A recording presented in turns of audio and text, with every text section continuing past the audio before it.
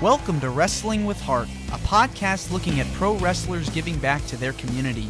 Join me, Stanley Carr, as I interview wrestling's hottest names who use their platforms as entertainers to raise awareness and do community service. Hello and welcome to another edition of Wrestling with Heart. This is the show where we talk with professional wrestlers and professional wrestling personalities about their lives in and outside of the ring, as well as doing acts of charity work, community service, volunteering, and spreading positivity. We're always about the positive vibes here on the show. And with me right now, I've got a very special guest. He has worked for WCW and has made some appearances with the WWE. I'm pleased to welcome the one and only Scott Vick. Welcome, Scott, to Wrestling with Heart. Hey, great, man. Thanks. Good to be here. All right. It's my pleasure. So talk to me about your childhood. Where did you grow up? I was born in Charlotte, right in the mecca of NWA, Crockett Promotions. And then mainly between there, had a lot of family there. I was in Columbia, South Carolina for a good portion of my childhood and split time between there and Hilton Head, and eventually moved down to Hilton Head, South Carolina to start high school. So Carolinas, growing up, I'd imagine you'd watch a lot of wrestling growing up. Tons, all NWA, all Mid-Atlantic. I'm through and through was a Magnum TA, Tully Blanchard, Arn and Ole Anderson, Flair, Wahoo McDaniel, Nikita Koloff. I mean, I can go on and on. You name it. Even Piper on his short stint. So you were a Four Horsemen guy. Four Horsemen, all of it. Yeah, that was just obviously. I mean, so much of it at that time was so regional. Mm-hmm. And to me, it just was more believable compared to WWF. Although WWF at the time, I think they had a lot more reality base to it than what it led to. Like I think late like the late 80s, especially into the 90s. But there's just this realism to NWA that really attracted me to that more so than WWF. There were aspects of WWF that I liked. I mean, obviously that whole the early 80s, mid 80s, especially with the Rock and Wrestle with MTV that they did and the WrestleMania, and they had more realism at that time as opposed to later. And it was actually only even later years that I actually really started to really appreciate WWF more. But yeah, I mean, I love certain guys. Like I love the Rick Martells and Rick Rudes, Mr. Perfects. Those were guys I was really drawn to in WWF, like those early, especially when they started like the Saturday Night Main Event. I liked Hogan. Of course, everybody liked Hogan. I was never a Warrior guy. He just seemed corny to me. I mean, I respected what he did and his build and the way he looked, but the promos and all his video, it just, I don't know. I just couldn't sink my teeth into it. Hogan, I believed Hogan. Yeah, he was like a superhero, an icon. Yeah, I mean, he was just bigger than life, larger than life. Not that Ultimate Warrior wasn't, but I know just all the snorting and the way weirdo out of like in outer space kind of videos he would shoot, that just wasn't mine. Like, I'm Dusty Rhodes, son of a plumber, and I'm buying that all day long. The Magnum TA and even with the I shouldn't say even with the Russians, but I thought Nikita Koloff and Ivan Koloff and Crusher Khrushchev, that those guys were Russians. Well, it's a sense of disbelief. You're suspending your disbelief, and it's like these characters, you believe in them because it's like you said, it's realism. You believe that these characters, are talking to you, and you're getting into their characters. And so that period of time, man, it was crazy because you had, the foreign heels and then the good guys, the baby faces, and you wanted to see them collide, and it really made for some good television. Who were some individuals that you kind of idolized, and then at which point did you go, I kind of want to try this. I want to get into this business? Like I had mentioned earlier, in WWF, I love watching Mr. Perfect, Love watching Rick Rude. Rick Rude, I think, is one of the most just underrated heels of all time. Yeah. Mm-hmm. Um, I like Kerry Von Erich in WWF, the run that he had. Now, of course, he was, in that later, in the that early '90s. Um, so from there, and I mean, obviously Hogan had an influence in there, but for me, the guys were, I don't know. There's so many different ones you could look at. It's like, I was into working out. I was about, being big, and so from that aspect, it's like I love the Road Warriors, for their size, for their intensity. Um, Love Nikita Koloff for that. Um, and then you get into um, just the Dusties and the Flairs, and obviously Arn Anderson and Tully and the way they talk, and the promos that they shot were just unreal. But I really, I like that. And then for another big guy, and just overall, just the way he moved, worked in the ring, and his persona was Bruiser Brody. Mm. I wasn't, a Bruiser Brody size guy, but I wasn't far off. So I wasn't going to like pattern myself after him, but I loved what he did, and that realism that he brought. It's like now I go back and watch now, and I watch the NWA stuff, and of course, being in the business, and now everybody knows the business. I still get like this feeling watching NWA of like, oh man, you know, I get invested into it. Yeah. And in WWF old, I watch it more now for nostalgia, and there are still some, I got some tapes, some house show tapes from WWF. And it was, and there's some on those, there's some really good stuff on there where you're just like, yeah, that draws me in, to the match. And I got one with Tito and Rick Rude, and it was just, I mean, it was like the perfect match. Rude sold it perfect. They just told this unbelievable story, and that's what really drew me in. Like I said, the big character stuff just, it didn't do it for me. I couldn't get in. I couldn't get into that. So, in answering your question, the influences, they really varied. In terms of, there's some guys that did a lot of things really well, that other guys didn't. But it's like I admired everything that they did and brought to the table, maybe in different ways. The same thing, and obviously as I got a little bit older, once like Bret Hart came in there, he was another guy, especially during that time where WWF really started really getting gimmicky with the characters. Love to watch Bret work. Yeah, it's always good to have that variety, because everybody brings something different to the table. And at what age did you decide to go into the business and start training? That was after football in college. I had always been interested and always watched wrestling, and um, would go to house shows when they were in my area. Um, I don't know at an early age. I mean, I was so focused on baseball and football, basketball, but mainly baseball and football. And my dream was to go play in the NFL.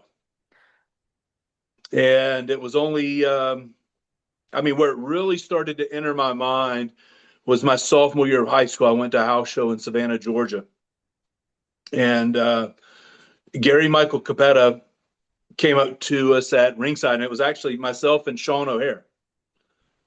Sean and I were friends, went to high school together, and he had just at the time started getting into mixed martial arts, working out, and he came to the show, which was where I said Gary Michael Capetta introduced himself at intermission and said, "Hey, I'm just not a ring announcer. I'm also a talent scout for WCW. You ever thought about wrestling?"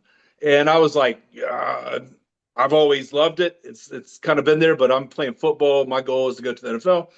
and he wanted to meet with us, and Sean really didn't care about it at the time. Like I said, he was just getting into that physical part of that stage of his life with the mixed martial arts and working out and things. And I met with him and we talked, and he had interest in, once we got out of high school, coming to Atlanta to train.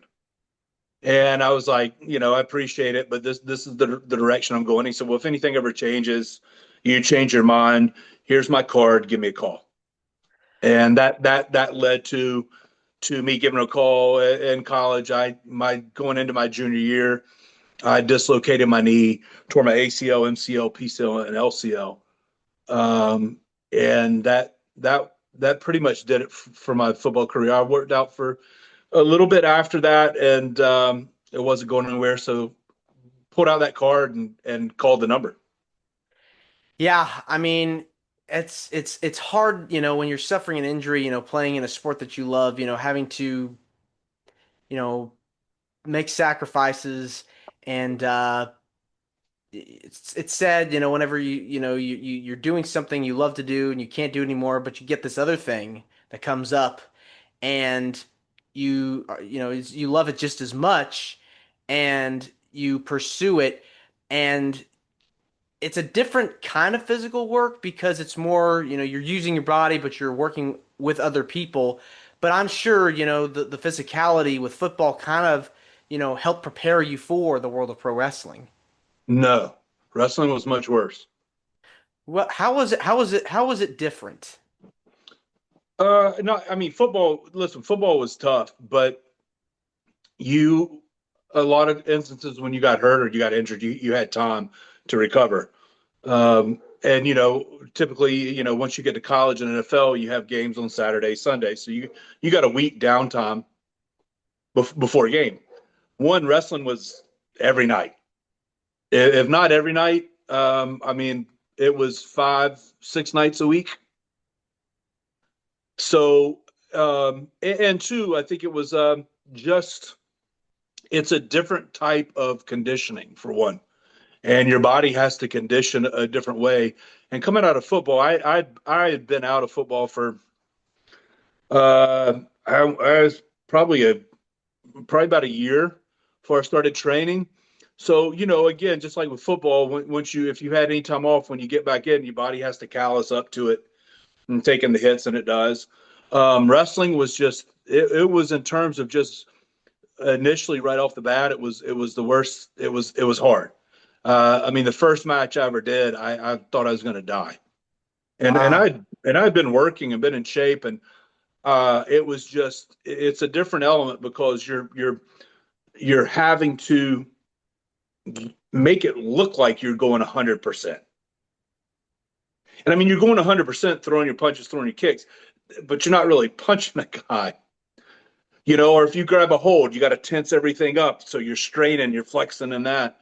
And it's nonstop. I mean, with football, it's like you got X number of plays you're on the field for. You're on offense, defense, you come off, you get a rest. You can catch your breath. You can get oxygen.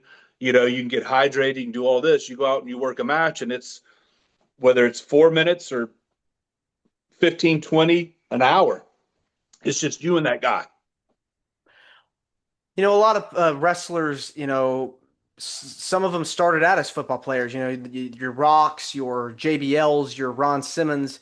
They made that transition, and you were able to transition from football to wrestling. You trained at the Powerplant, and I've talked with people on the show about being in that facility. It seemed it was very intense.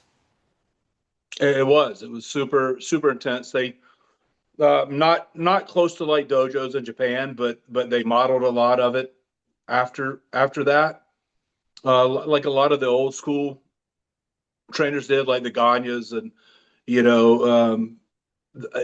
that's a big name in terms of training schools, facilities that guys would go through. I think Flair went through there, and I mean there's a lot of others, but they modeled that after that, and it was and it wasn't like that every day. It was the initial let's see if you got the guts to do this business. Cause, their mentality was, hey, everybody is sitting at home watching this on, on TV, sitting on the sofa going, I want to be a part of this. And of course, the businesses started to change because back then, I mean, you really had to know somebody.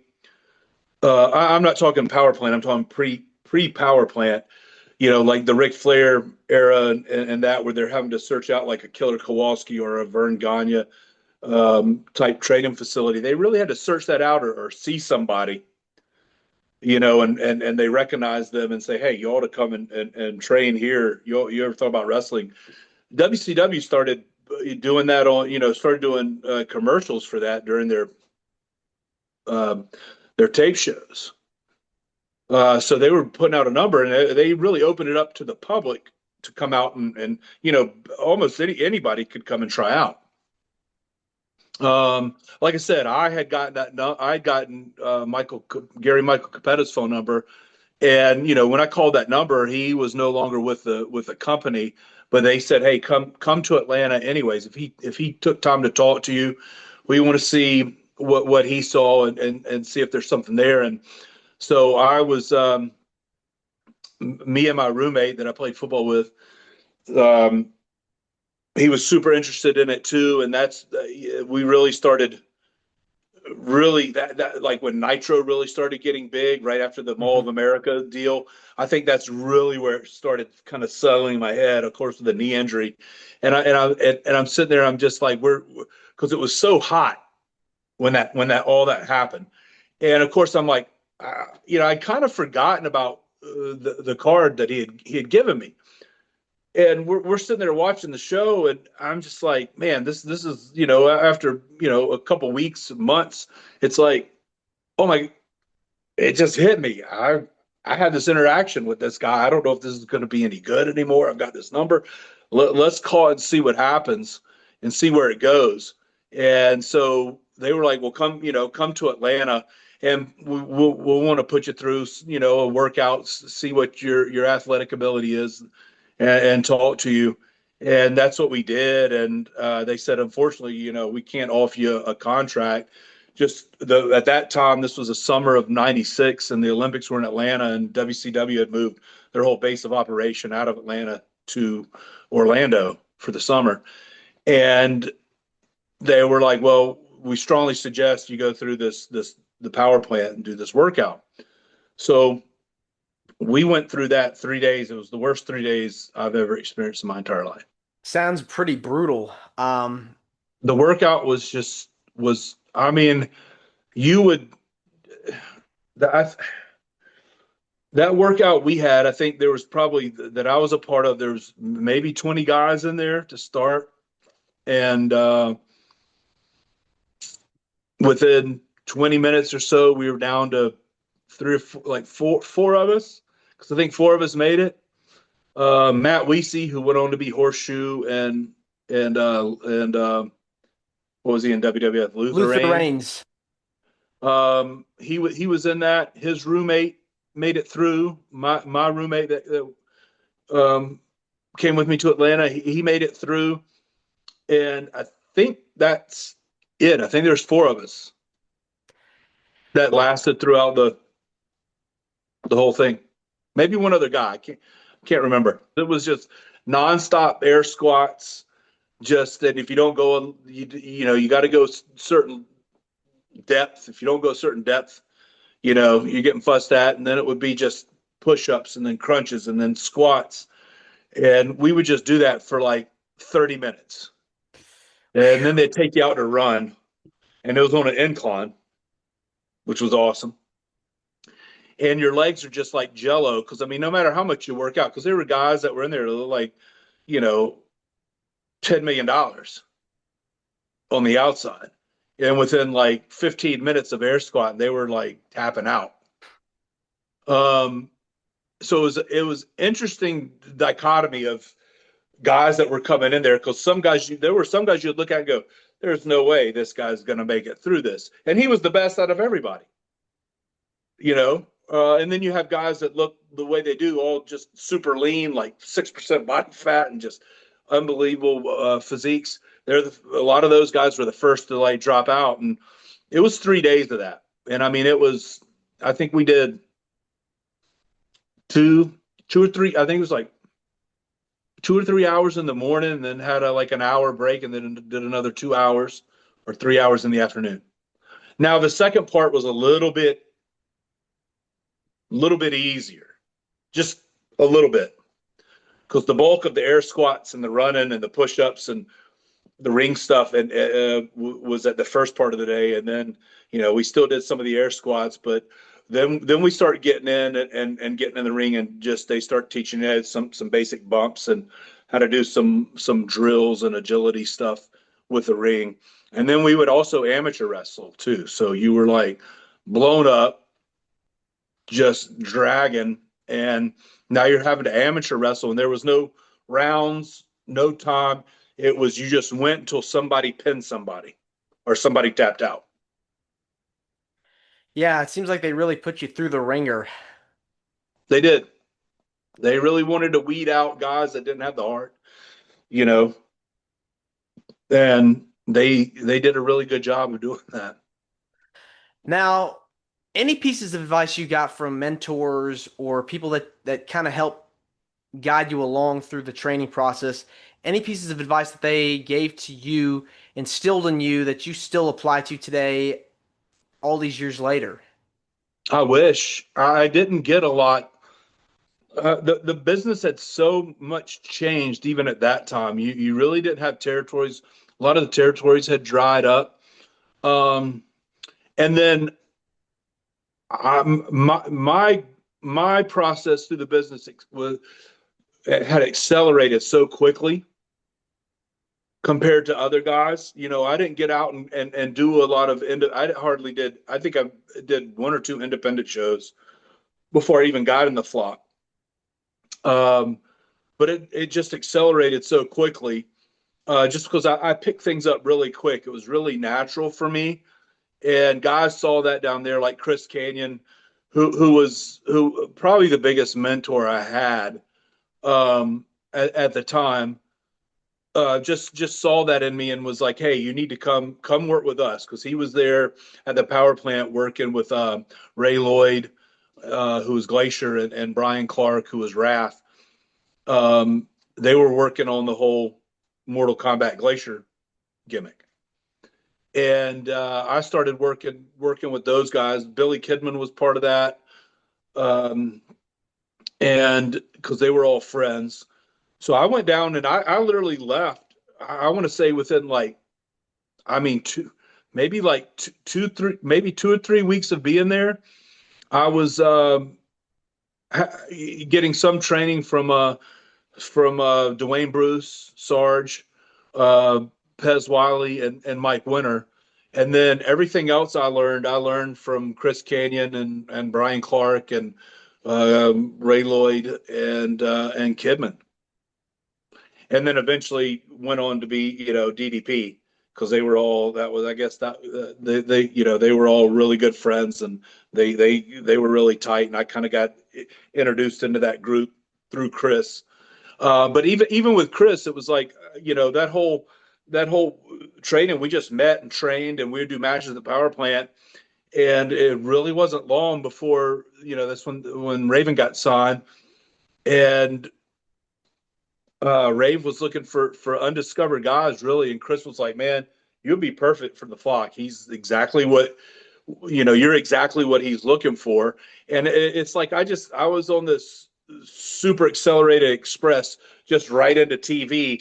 And it's like, I really got no guidance in terms of, here's the do's and don'ts you do in the business. I mean, I got the very basic outline. Like, when you shake hands with guys, you don't want to shake too hard. They'll take it as you're stiff.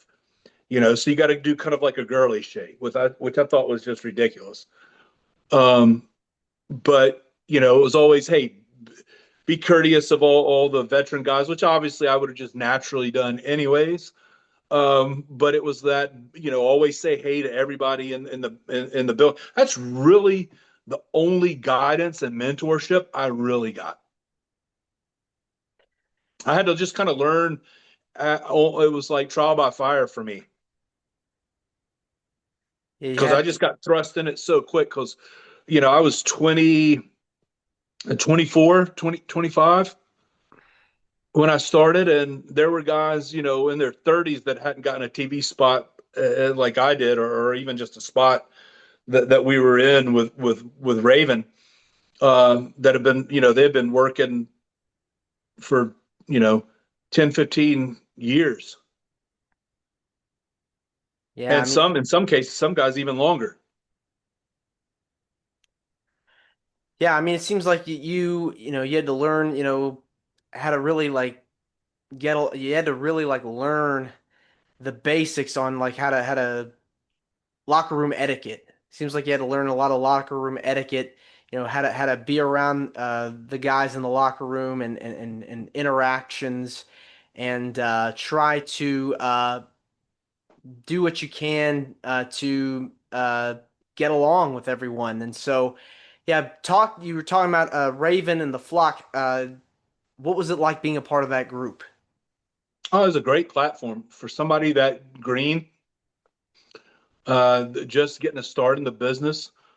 It was a great platform, but it was also at times frustrating because there was just not a lot of real guidance on it in terms of where to go, what we're doing. Obviously, it's Raven's flock, so it's Raven's character. It's about really promoting Raven and getting him over, and that was fine. I knew my role. I was just I don't want to say I was that guy that's just happy to be there, um, but I knew enough of the business that I was very grateful for the position that I was in.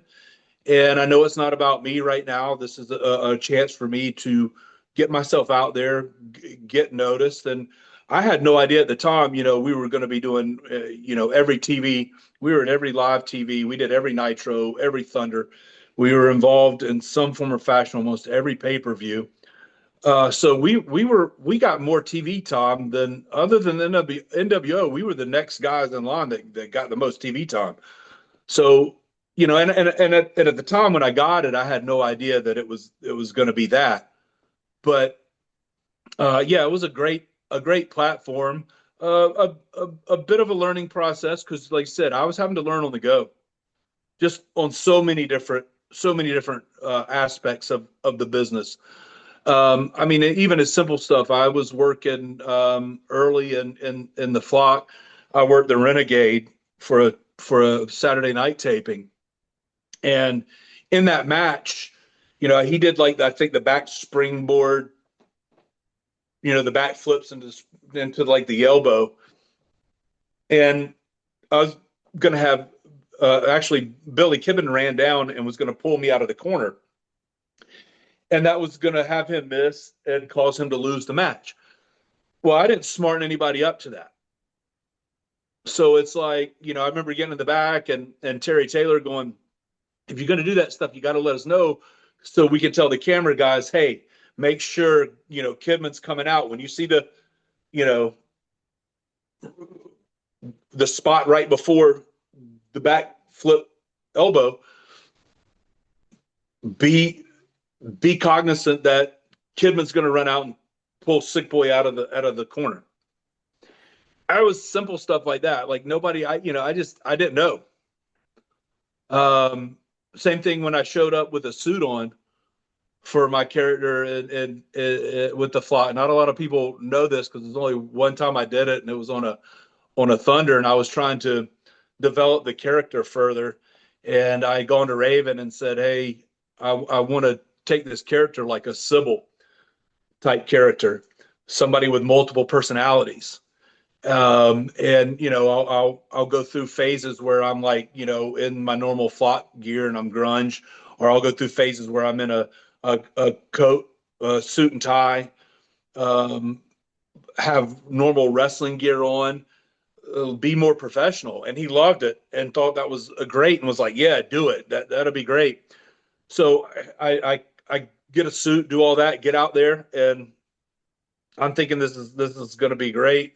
And get in the back, and again, Terry, I got a lot of heat in the back. They were like, "You got to tell somebody when you do this stuff." Nobody's like, we were wondering what the hell is he doing out there with a suit on? Like I'm out of character because I think it was just a Raven was doing an interview, and he was sitting in the turnbuckle down on the ring, and I was sitting right next to him, or standing next to him on the floor, and yeah, they had no idea. And he was like, you got to let people, one, you got to get this okayed.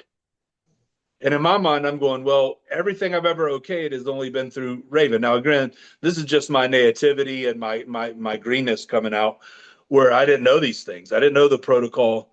And I'm thinking, oh, well, Raven's everything we go to, or we ask that we can and can't do, it's all gone through Rave. So I thought, hey, this is good. We're good. But yeah, it wasn't. I'm sure Raven gave you some advice as well when starting out, and helped kind of guide you along as well. What was it like working alongside Raven? In learning, I mean, obviously the biggest things I always paid attention to him was when he would lay out matches, because the psychology was up there with anybody. I mean, Jake the Snake Roberts and other guys like that. He had a great mind for it.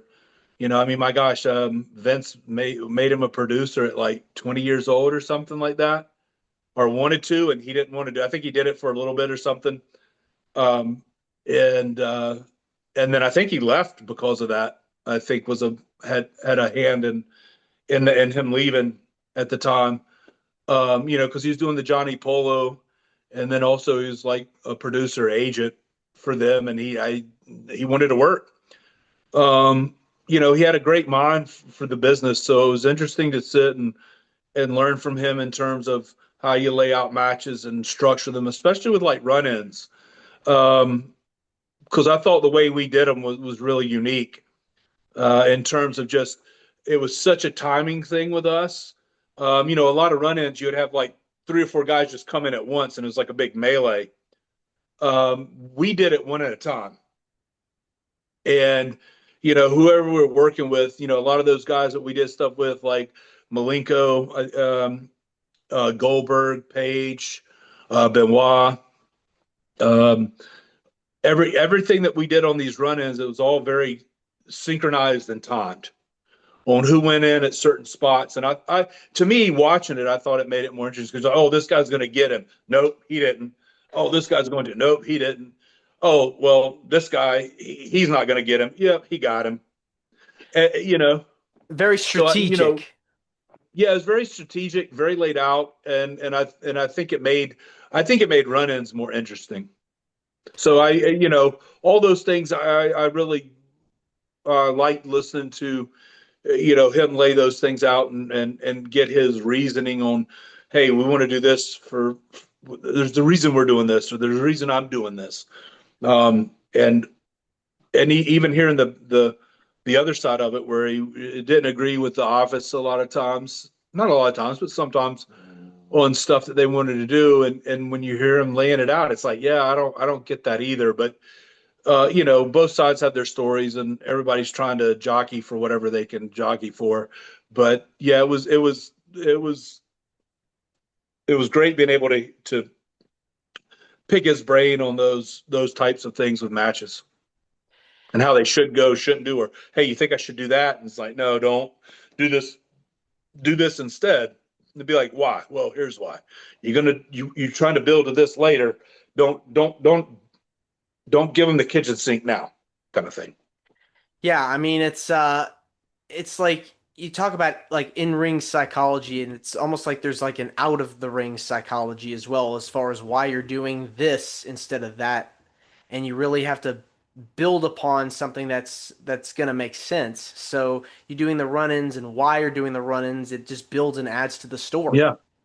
Yeah, just another example. I know one time, right, I think it was not long after the Fox split up, but we hadn't completely gone our separate ways, or we may have, I'm not sure, but I know the match never happened, but it was one of the matches they flew me out for, and I ended up and just flew back home and didn't do anything. And that happened multiple times, but they were going to have Kidman and myself work the Armstrongs in a tag match. And they were trying to transition Saturday night to being more geared towards developing younger talent and things of that nature. And I remember just asking, well, or I mean, that it's awesome we're going to work the Armstrongs, but are we doing anything other than just a match? And they were like, no, nothing's scheduled. I go, well, why don't they do something where we're cutting a promo or they're cutting a promo and we, I think this was what was talked about. Have the Armstrongs cut a promo and me and Kidman will do the kind of flock mentality thing and walk right through the middle of it. And it'd be like, hey, what the hell's wrong with you guys? You know? And we're like, what? Just have that whole, it's about us, not about you. We don't care you're cutting a promo.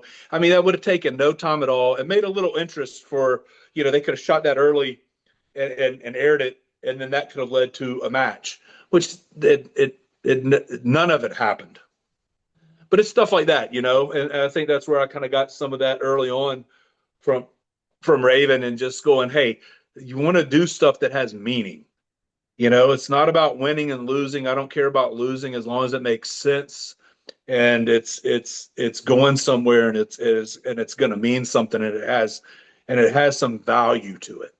Exactly. So you really have to find ways to make it work so that everything culminates in whatever plans are laid out for the future Right. and how they're doing it. Okay, so you got to work a variety of different opponents during your time in WCW. Who were some of your favorite opponents that you got to work against over the years?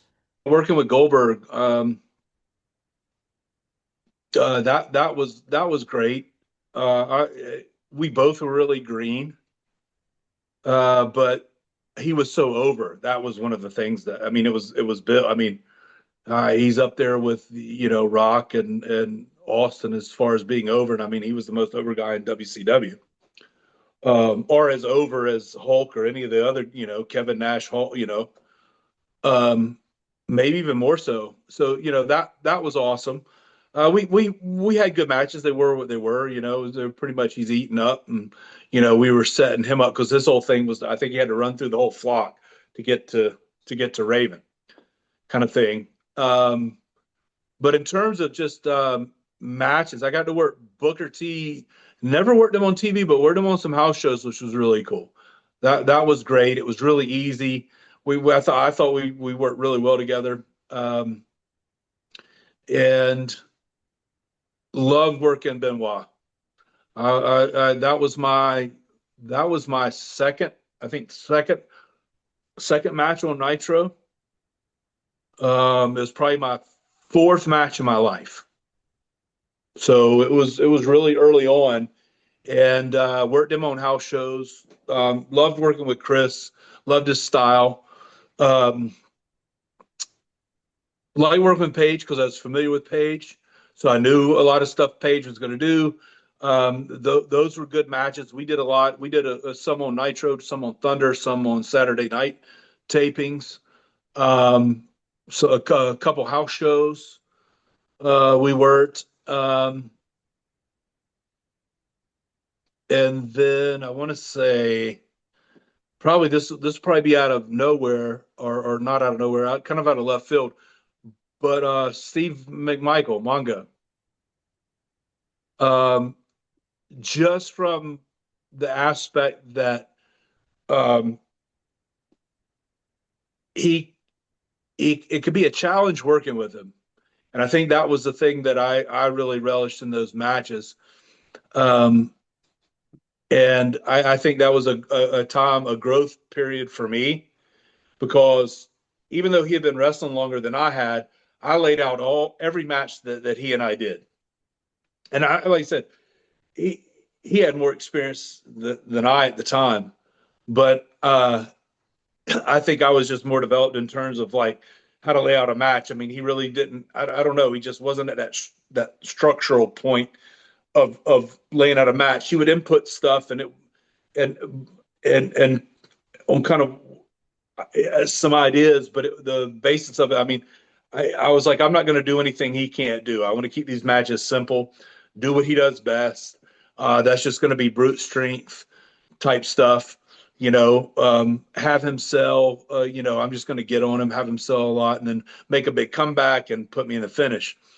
But yeah, it was fun to have those matches with him because I really forced me to have to dig down deeper, you know, um, and go a little more. To me, it was easier working with like a Booker T or a Chris Benoit um, type guy than it was a Mongo.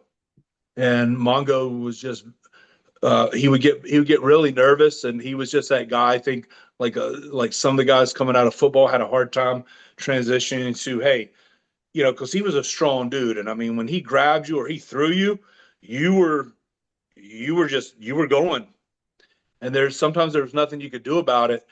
And I want to say the probably the best match we had. We didn't even go over the match. Uh, we were in the back, and actually I was with Brian Adams at the time because we traveled together a good bit, and we were there with our bags, and the show was getting ready to start, and we were getting ready to leave because we weren't booked on the show. And Arn Anderson comes up to me and goes, "Oh, kid, I really hate to do this to you, but they've added you and Mongo. Like it was second or third segment on the show. I think they had some video package, and there was an interview with Mean Gene and Bret Hart, and then it was me and Steve to open the show for a match. And we were going live, like literally going live in like 5 minutes.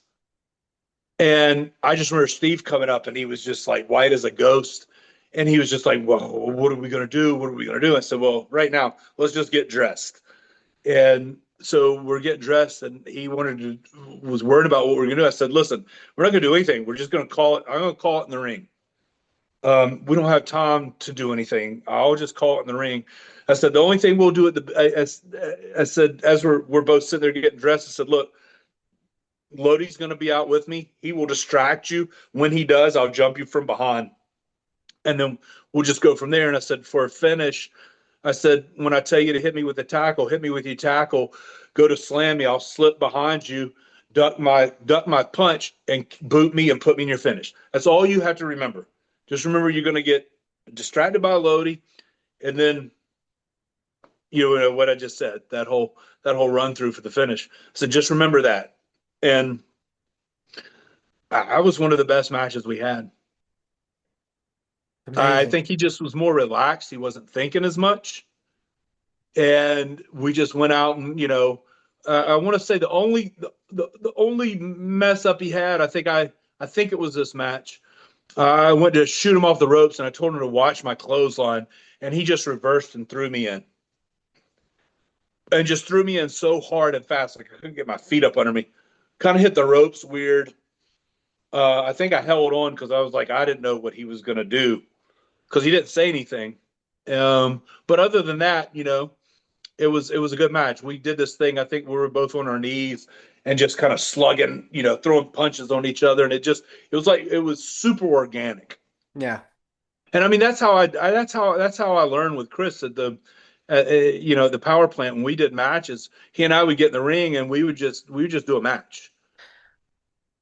I mean, we'd go 20, 30 minutes and just, you know, he would be, he'd be getting stuff in, then I'd turn the tide on him, then I'd start getting stuff in, and we just that's kind of really where I learned to do that, and that was really my favorite way to do matches. Just kind of go with it and call it as you're going.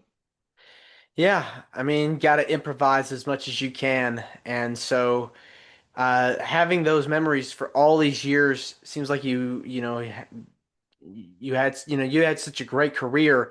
And how long were you with WCW for? Did you stay until the end? Did you Mm, go to WWE when they got bought out?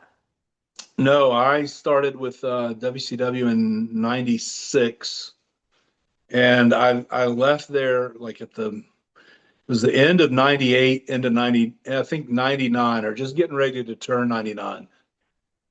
I want to say I was right there. Um,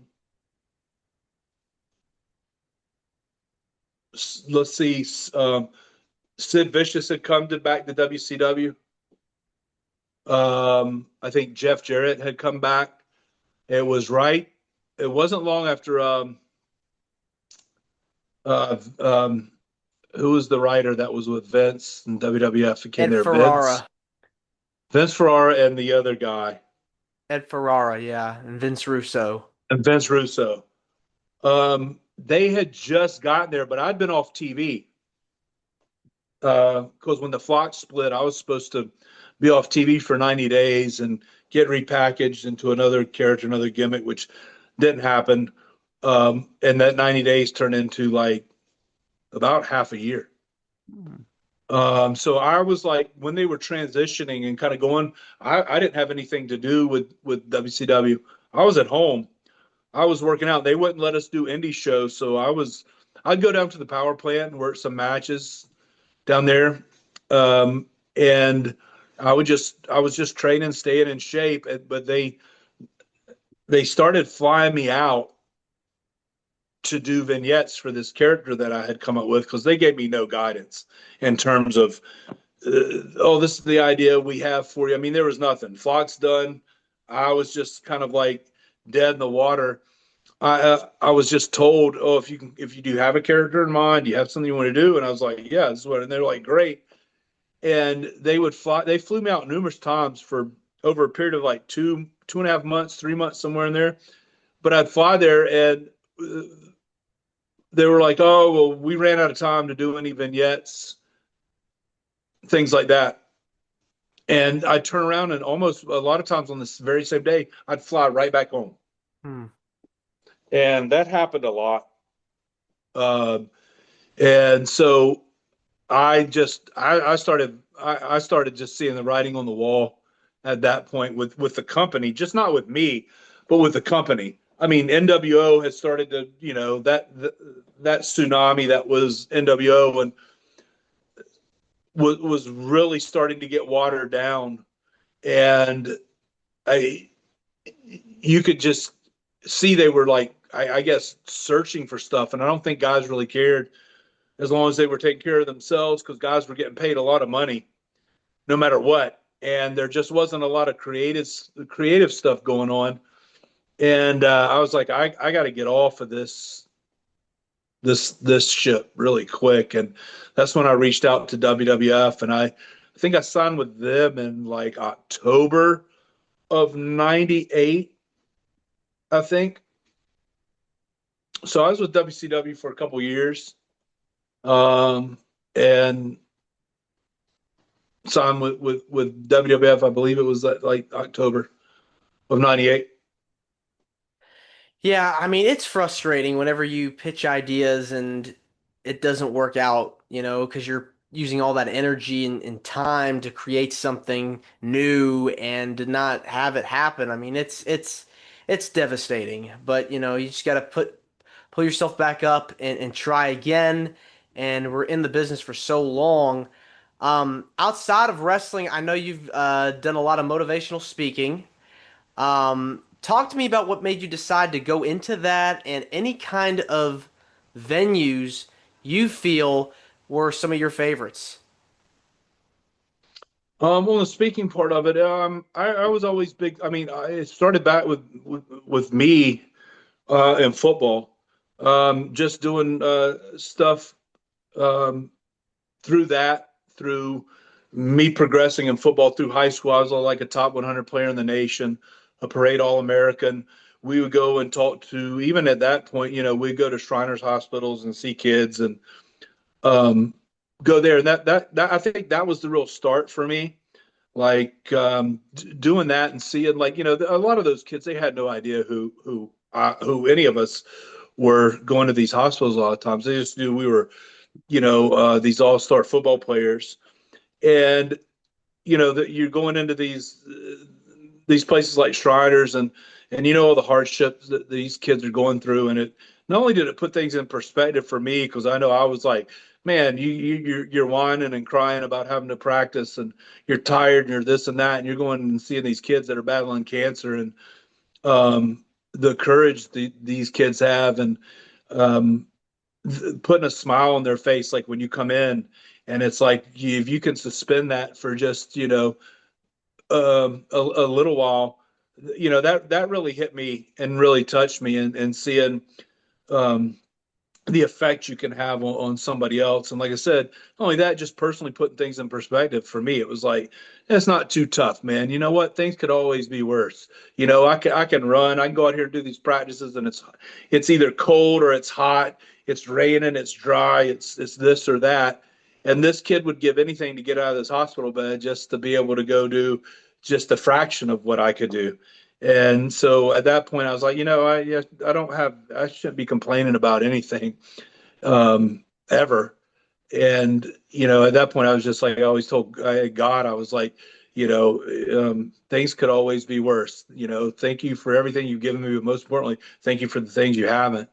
Um, and that kind of started me down that road. And then when I got into wrestling, obviously, I started doing some speaking engagements and just talking to high school kids. And then after wrestling, got into that and just um, really talking to them, just my story, because I've got an even bigger story with football in terms of things I went through to have to go and accomplish what I accomplished, and just about never giving up, and whatever your dreams are, lock into them, go when people tell you that you can't, go and do it. I mean, I would tell them, I was like, my high school guidance counselor told me I should go to a school, a trade school, because I'd never make it in college because of my grades in high school. Um, and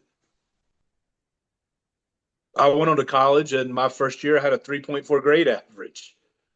Um, College was just more conducive to my abilities and how you study compared to high school. Um, and I was like, don't ever tell me I can't do something. It's what I want. I'm going to do it. And, just conveying that message, and listening to your parents, and listen to your coaches, and biggest thing is believing in yourself, because even coming out of my parents and a lot of people, a lot of family friends, and were really like thought I was crazy to leave football, even after the injury, to go do wrestling. And I was like, this is where I feel like I need to go. This is what my gut's telling me to do. I feel like I'm being pulled in this direction. And some people are like, oh, you're not going to ever get on TV. I go, well, I won't if I don't ever try. That's for sure. And I was completely confident in myself and my abilities. And I felt like I had what it would take to do that. So I try to correlate that into talking to young people about just, find whatever your goal is, uh, and finding how you can progress towards that goal each and every day. You know, don't think in terms so much of the end. Think of what you got to do now to get there. Like me, and I use myself as example because I didn't do a lot of things that I should have in high school to make my ultimate dream in playing college football, major college football, come true. I had to do it the hard way. I And thought more about the end result as opposed to, man, you need grades. And at that time, uh, football had shifted from, it was Brian Bosworth had just come out with his book and told all the stuff in college how they don't, you get paid for watching the sprinklers at the practice fields go off, and you don't have, and honestly at that time you didn't have to have any grades to go play college football. And that really started to shift at that time, and I was right there in that crux of that, and I kind of got caught up in that because, like I said, I wasn't this big student. It wasn't because I wasn't smart enough. I could pass the test. I just hated doing homework. Like, it just didn't make sense to me. I was like a C and B test taker, but because of my homework and the averages that they would do, I had bad grades.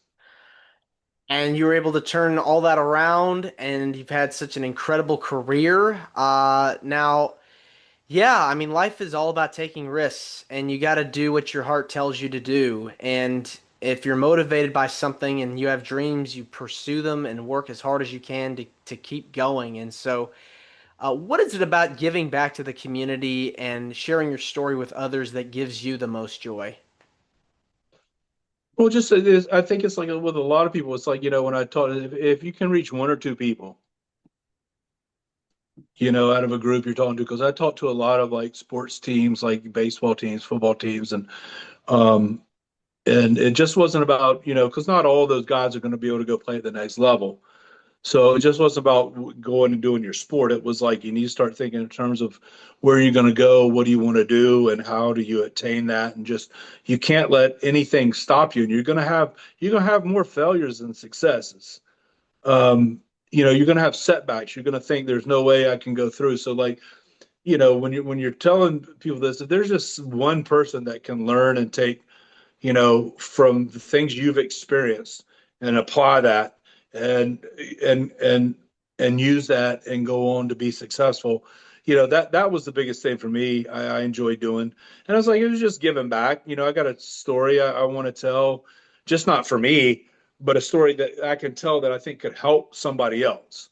And go, look, it doesn't matter how great you were. I was all everything, all American, this and that, and I had to go and re-enroll in high school after I graduated, which is a whole nother story. But, I had to swallow a lot of pride when you're like, a guy at your high school that's like one of the top, or the top athlete there, and you've accomplished the things you've accomplished. So whether you're an athlete or whether you're in academics or whatever you're wanting to go do, um, you're going to have these setbacks, and there's going to be things you're going to have to do that you don't really want to do. But if you want it bad enough, you'll find a way to do it. Exactly. It's all about the passion. That's it. How much how design it's just like with the power plant. That's kind of what they did. They wanted to see who had the passion, who had the drive, who was willing to go through the hell that was that power plant trial to be a professional wrestler. Yeah. Life's very much the same way. Very seldom are things just given to you. And when they are, you always tend to take them for granted. We all do. It's just human nature. But when you had to work for it and strive, and you've had ups and downs and trials and tribulations, to be able to reach out and do that kind of stuff, and speaking to young kids and having some of them listen and taking some of that advice and taking your experiences and be able to apply that to their everyday life and maybe going and do something is really cool. Like I said, I would have liked to have gotten further into the charity stuff and like Make a Wish and things like that. I did some of that stuff, but not nearly as much as I wanted to, because that was really big. Like I said, that was really the springboard for me, being young. Like it started for me, like I said, in high school. And, I am sure you've gotten a lot of people that have come up to you after your speeches and have gotten, feedback from the people that you've talked to. It's really a no better feeling in the world when you know that you've made a difference in someone's life. Well, yeah, I mean, it's just not. It shouldn't be just about you. You should want to be able to give back, and one is just gonna is to help somebody else go on to be successful or to have success, um, is is good. And I mean, it's a good feeling to know you that obviously that, yeah, if you hear somebody come by, go, oh, you said something and it really resonated with me, and I was able to push through. I had an injury. I didn't think I was going to be able to come back, or I had this setback or that setback. Yeah, I mean, that is rewarding, and hearing that for sure. Making the difference one step at a time. Scott, I just want to say thank you so much for coming on to the show. It means a lot to me and to my listeners and viewers that are watching this on YouTube. Where can people find out more about you on social media? I'm in my infancy still with social media. I just got on Facebook after 21 something years, just like a month ago. But I'm on Facebook just under Scott Vick, not under Sick Boy. Um, but the page is pretty much geared to Sick Boy and some elements of my life other than Sick Boy. And then Instagram, and on Instagram it's Scott WCW WWF, or it's yes. Uh, I think those are underscored and then Sick Boy. All right. Well, thanks again, Scott, and you're more than welcome to come back. Yeah, yeah. Hey, thank you. Appreciate it. All right. Take care. Okay, you too. Bye-bye. This is Wrestling with Heart. I hope you found this podcast to be informative and entertaining. If you did, please hit the subscribe button and look out for the next edition.